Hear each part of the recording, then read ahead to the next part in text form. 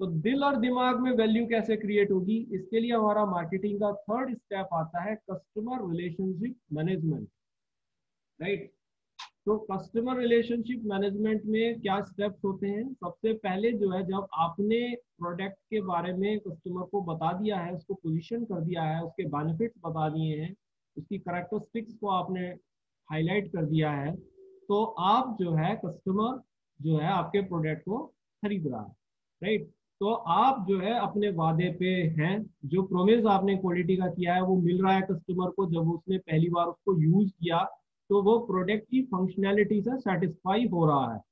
पूरी तरह अगर नहीं भी होगा, कोई जरूरी नहीं है 100% सेटिस्फेक्शन मिल रहा हो, बट मिल रहा है उसको, राइट। तो प्रोडक्ट की फंक्शनैलिटी से कस्टमर को सेटिस्फाई कराना, और अगर कोई प्रोडक्ट, उसकी प्रोडक्ट की वारंटी देना कस्टमर को कि इतने पीरियड की वारंटी है और इतने में हम आपको आफ्टर सेल्स सर्विस भी देंगे, राइट।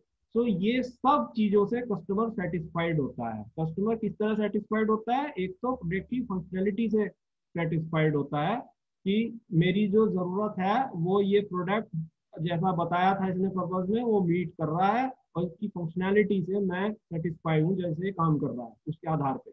और अगर कंपनी ने वारंटी भी दी है मुझे कि अगर कोई आपके इसमें प्रॉब्लम आती है तो हम आपको आफ्टर सेल सर्विस भी देंगे, इस चीज से भी कस्टमर सेटिस्फाइड होता है। अब बात आती है उसकी एक्सपेक्टेशंस की। एक्सपेक्टेशंस हमेशा कंपनी को एक कस्टमर से लेनी चाहिए, क्योंकि ये प्रोडक्ट के इम्प्रूवमेंट के लिए जरूरी होती है। तो आप जो है कस्टमर की जो एक्सपेक्टेशंस है उसको रिकॉर्ड कर रहे हैं through customer reviews. Online channels पे आपने देखा होगा कि जितने प्रोडक्ट्स हमारे लिस्टेड होते हैं उनके नीचे कस्टमर रिव्यू का एक सेक्शन आता है। तो ये वो कस्टमर, और वो कस्टमर ही केवल उस पर डालता है जिसने वाकई वो प्रोडक्ट खरीदा हो। यूट्यूब की तरह से नहीं कि किसी ने कुछ नहीं जाना और वीडियो के बारे में कुछ भी लिख दिया, ऐसे नहीं होता है उसमें, राइट। वो तो ही कस्टमर रिव्यू देगा जिसने कि उसको खरीदा है, राइट। तो वो जो रिव्यू होता है उससे कस्टमर की एक्सपेक्टेशंस का अंदाजा लगाया जाता है। हो सकता है वो रिव्यू अच्छा भी हो, और हो सकता है वो रिव्यू कोई गैप बता रहा हो प्रोजेक्ट के अंदर। ये अच्छी बात है कि गैप बता रहा है कि भाई इसमें ये गैप आ रहा है, ठीक। जब आप गैप को आइडेंटिफाई कर लेते हैं तो आप तुरंत ऑपरेशन मैनेजमेंट को उसकी फीडबैक देते हैं, क्योंकि प्रोडक्ट को बना रहा है ऑपरेशन। ऑपरेशन इंडस्ट्री के अंदर होता है, मार्केटिंग इंडस्ट्री से बाहर होती है, आउटपुट है ये तो। और फाइनेंस उसके पीछे लगा हुआ है, वो बैकबोन है, पैसा नहीं है तो कुछ भी नहीं है। ये तीन ही मेन ऑपरेशन है, एचआर वेचआर तो सब सपोर्टिव होता है, ठीक है। तो आपने एकदम ऑपरेशंस को फीडबैक दिया कि भाई इस प्रोडक्ट में कस्टमर ने ये एक्सपेक्टेशंस की है, तो एचआर ऑपरेशन डिपार्टमेंट ने उसका वर्क करना शुरू किया, राइट। जो आपने उसको फीडबैक दिया है और प्रोडक्ट को इम्प्रूव किया। This is known as improvisation. Improvisation या बहुत से इंजीनियरिंग में इसको जुगाड़ कहा जाता है।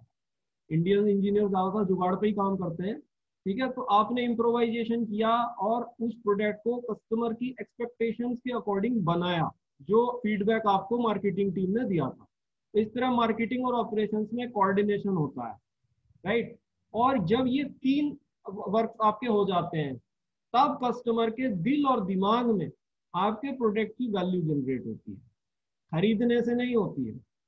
First, you have made him satisfied. Second, you have recorded his expectations. Third, you are again improving the product to meet his expectations. Once you are able to do this, then दिल और दिमाग में value create हुई है, और दिल और दिमाग में जब वैल्यू क्रिएट हुई है तो उसका आउटकम ये होगा कि वो आपके ब्रांड से लॉयल हो जाए, वो उसको बार बार खरीदेगा, right.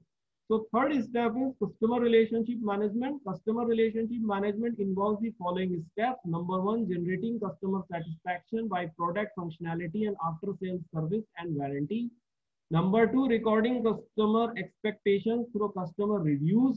Number three, feedback to operations management department for product improvement to meet customer expectations, right?